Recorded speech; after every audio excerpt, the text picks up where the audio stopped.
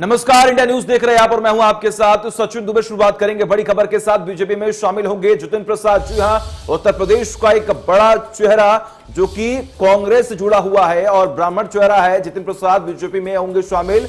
उत्तर प्रदेश में बड़ा ब्राह्मण चेहरा है जितिन प्रसाद। ये बड़ी खबर दोपहर 1 बजे बीजेपी मुख्यालय दिल्ली में शामिल होंगे बीजेपी में, यानी कि बीजेपी का दामन जो है वो थाम सकते हैं। केंद्रीय मंत्री पीयूष गोयल से मिले हैं जितिन प्रसाद। ये बड़ी खबर हम आपको बता रहे हैं, बड़ी और अहम जानकारी आपकी टीवी स्क्रीन पर कि आज कांग्रेस छोड़ 1 बजे बीजेपी में शामिल हो सकते हैं। पूर्व केंद्रीय मंत्री जितिन प्रसाद पीयूष गोयल के घर पहुंचे थे, मुलाकात की उन्होंने। आज कांग्रेस का एक बड़ा झटका जो है वो लग सकता है। 1 बजे का इंतजार जो लगातार किया जा रहा था, लेकिन अब आपको बता दें कि कुछ ही देर में, कुछ ही क्षणों के बाद जितिन प्रसाद जो कि पूर्व केंद्रीय मंत्री हैं वो अब बीजेपी का दामन थाम सकते हैं।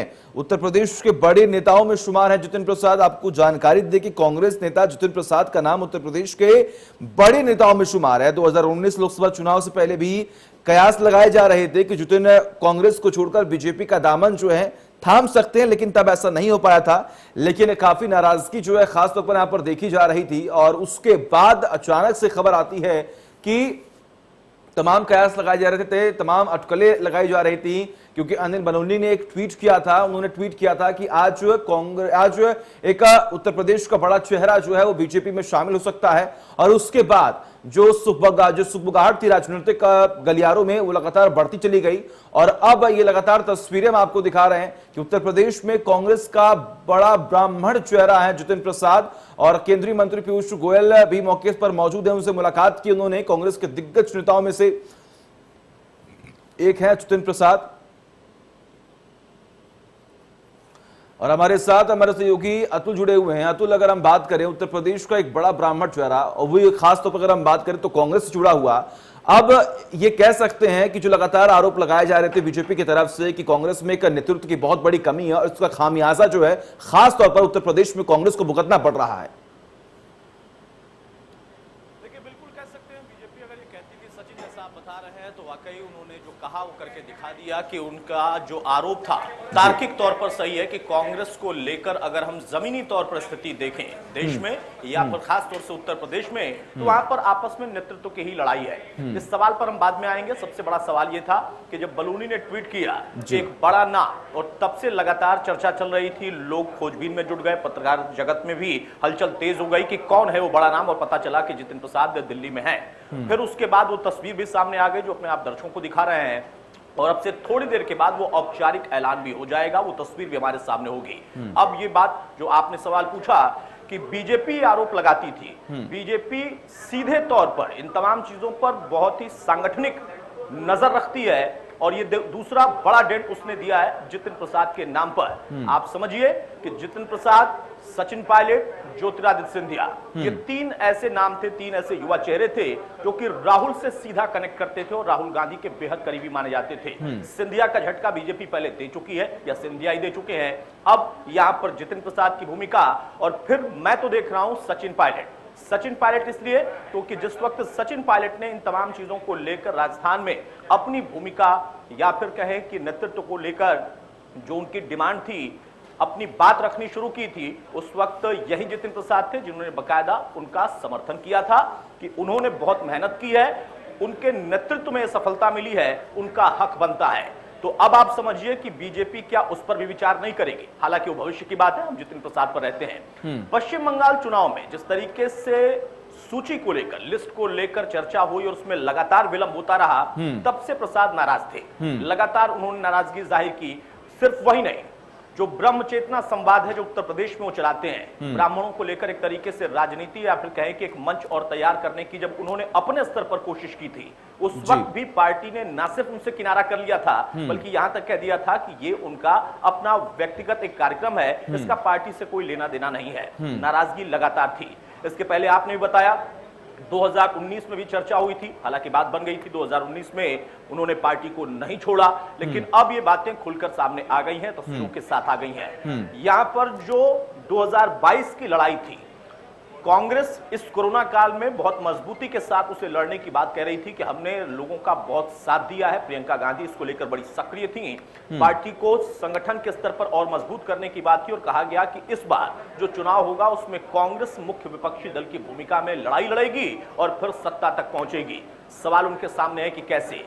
उनके जब नाम या बड़े चेहरे या उनके पुराने अपने खास जब उनके साथ नहीं खड़े हैं तो अगला कौन उनके साथ खड़ा है। यहां पर एक पहलू और भी आप देखिए, बहुत सारे लोग कह रहे हैं कि कांग्रेस को बड़ा झटका। मैं मानता हूं कि कांग्रेस को वहां पर झटका लगने जैसी स्थिति फिलहाल तो कोई थी ही नहीं। झटका तो ऑलरेडी लगा हुआ है। जितिन प्रसाद के लिहाज से अगर व्यक्तिगत तौर पर आप इसको देखिए तो ये उनके लिए फायदे वाला, उनके राजनीतिक करियर के फायदे वाला कदम है, क्योंकि लगातार 3 बार वो भी हार रहे हैं। लोकसभा का चुनाव हो, विधानसभा का चुनाव हो, और जिस तरीके से उन्होंने हार का सामना किया है उसके बाद उनके राजनीतिक भविष्य पर भी सवाल था। बीजेपी एकमात्र उनके पास विकल्प थी, या कह सकते थे कि कुछ और पार्टियां, लेकिन राष्ट्रीय स्तर के नेता, मंत्री रह चुके, कैबिनेट मंत्री, सरकार। ठीक है, बिल्कुल अतुल जी, आपको रोकना चाहूंगा। इसके बीच बड़ी खबर सामने आ रही है।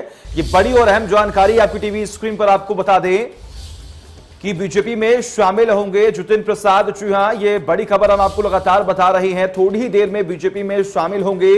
आपको यह भी जानकारी दें कि दिल्ली के बीजेपी मुख्यालय में कुछ ही देर में जितिन प्रसाद, जो कि पूर्व केंद्रीय मंत्री हैं, वो बीजेपी का दामन थाम सकते हैं। और लगातार ये बड़ी खबर हम आपको बता रहे हैं कि उनके साथ कौन कौन से बड़े चेहरे मौजूद होंगे, इसकी भी लगातार जानकारी हम आपको दे रहे हैं। और ये लाइव तस्वीरें कुछ देर पहले हमने आपको दिखाई, तस्वीरें उस वक्त की हैं जब वो घर से बाहर निकल रहे थे और लगातार मीडिया कर्मी जो है उनके पीछे थे, उनसे बात करने की पूरी कोशिश हो रही थी। लेकिन देखिए, साफ तौर पर यहां पर एक चीज समझ में आ रही है कि जो नाराजगी है वो बहुत पहले से थी, और ये नाराजगी का ही नतीजा है कि आज जो है जितिन प्रसाद ने ये बड़ा फैसला लिया और बीजेपी का जो दामन है वो थामते हुए दिखाई दे रहे हैं। हालांकि हमारे सहयोगी अतुल जी ने भी यहां पर जिक्र किया कि देखिए, विकल्प जो है जितिन प्रसाद के पास था, जिसकी वजह से वो बीजेपी में शामिल हो रहे हैं। सीधे रुक करेंगे न्यूज रूम, जहां पर हमारे सहयोगी अतुल बने हुए हैं। अतुल, आपने यहां पर जिक्र किया कि जितिन प्रसाद के पास एक विकल्प था कि वो बीजेपी में शामिल हो सकते हैं, लेकिन अब कांग्रेस के पास क्या विकल्प बचता है? क्योंकि देखिए, उत्तर प्रदेश में बड़े चेहरों की अगर हम बात करें तो सिर्फ और सिर्फ एक प्रियंका गांधी वाड्रा जो है वो सामने आती हैं, लेकिन अब एक बड़ा चेहरा जो कि अब बीजेपी में शामिल हो रहा है, तो अब कहीं ना कहीं जमीनी स्तर पर कांग्रेस जो है वो हिलती हुई दिखाई दे रही है यहां पर। सचिन, देखिए, कांग्रेस के पास क्या विकल्प हो सकता है, अगर आपका यह सवाल है तो मैं ये मानता हूं कि कांग्रेस के पास विकल्प ही विकल्प होगा, बहुत सारे विकल्प होंगे, क्योंकि विकल्प के अलावा उनके पास कोई और विकल्प नहीं है।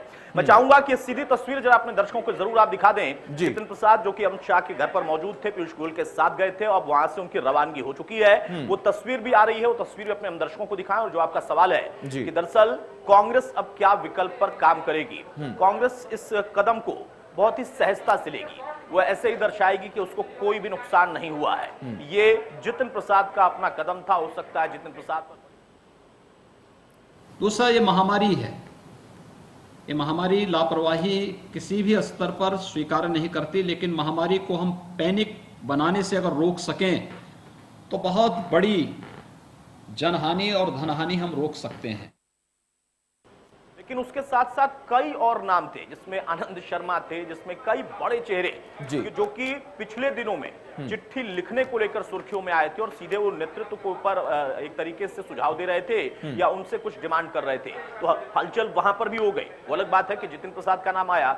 अब उत्तर प्रदेश में अगर कांग्रेस को लड़ाई लड़नी है और मजबूत लड़ाई लड़नी है, तो आप समझिए कि फिर क्या उनके पास इसके अलावा कोई और विकल्प है कि वो भी कोई बड़े चेहरे अपने तरफ तोड़े, कोई जाने को तैयार है क्या? और अगर वो जो लोग अभी रह गए उनके साथ ही चुनाव लड़ेंगे तो फिर उसका क्या आधार होगा और क्या नतीजा निकलेगा, ये तो भविष्य ही बताएगा। क्योंकि संगठन की हालत आपको भी पता है, हमें भी पता है।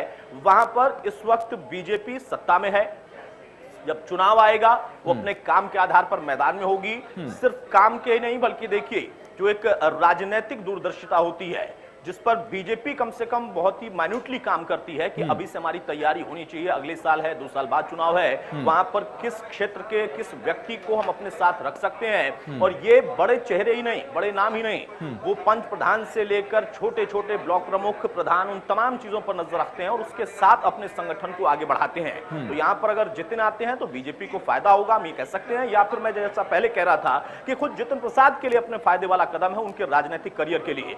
लेकिन ये जो सबसे बड़ी बात है कि जब वहां राहुल गांधी जाएंगे, वो कहेंगे और वो क्या कहेंगे जितिन प्रसाद को लेकर या फिर कांग्रेस की जीत को लेकर कि हम आए हैं चुनाव में और हमें जीत दिलाइए आप। बीजेपी तमाम दल ये आरोप लगाएंगे कि आपके खास ये आपके साथ नहीं है, बाकी आपके साथ कौन खड़ा है। फिर जैसा मैंने पहले जिक्र किया था कि अगला नंबर क्या इस पर भी है, जो पायलट का जिक्र होने लगा, क्योंकि जितिन प्रसाद, ज्योतिरादित्य सिंधिया, सचिन पायलट लगभग एक आयु वर्ग के और साथ साथ राहुल के बेहद करीबी माने जाते थे और थे भी, माने नहीं जाते थे भी। और फिर एक एक करके जब वो तिकड़ी टूटती हुई 2 लोग जा चुके हैं तो तीसरे पर भी जरूर नजर होगी। और राजस्थान में कुछ इस तरीके की हलचल लगातार चल भी रही है, हालांकि अभी सब कुछ सामान्य है वहां पर, लेकिन वो नाराजगी का जो चैप्टर था वो आपने भी देखा था, तमाम लोगों ने भी देखा है। उत्तर प्रदेश के लिहाज से हमें जरूर सोचना चाहिए कि क्या वाकई एक बड़ा मास्टर स्ट्रोक बीजेपी का है या मास्टर स्ट्रोक ये जितिन प्रसाद का है। इस मास्टर स्ट्रोक का जवाब पार्टी क्या देगी, कांग्रेस या फिर कांग्रेस प्रदेश स्तर के लोग हैं वो इसका क्या विकल्प निकालेंगे। जो मजबूत करने की वो कोशिश कर रहे थे पार्टी को, अपने संगठन को,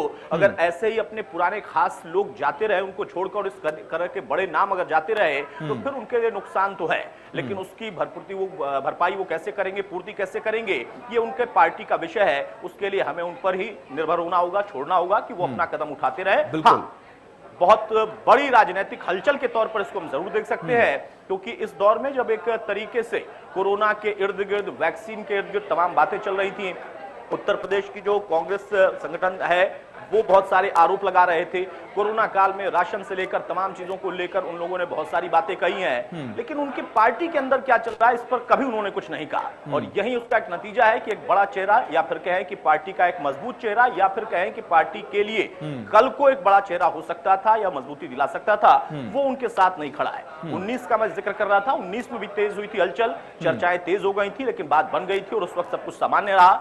लेकिन फिर उसके बाद जिस तरीके से सचिन पायलट का खुलकर उन्होंने ट्वीट पर समर्थन किया, साफ तौर पर लिखा कि जो जिम्मेदारी उनको दी गई थी उस जिम्मेदारी को उन्होंने बहुत ईमानदारी से निभाया है, फिर उनको मौका क्यों नहीं। पश्चिम बंगाल में जब इनको खुद प्रभार था, जितिन प्रसाद के पास ही प्रभार था, जब उनको प्रभारी बनाया गया और उसके बावजूद जो लिस्ट आने में लंबा विलंब हो रहा था, उन्होंने खुलकर नाराजगी जाहिर की थी कि इसका नुकसान होगा, और वही सारी बातें थी। शायद मुझे लगता है कि उसके आधार पर उन्होंने ये निर्णय लिया। ठीक है, बिल्कुल बिल्कुल, लगातार बने रहिए हमारे साथ, तमाम अपडेट्स हम आपसे लेते रहेंगे। सीधे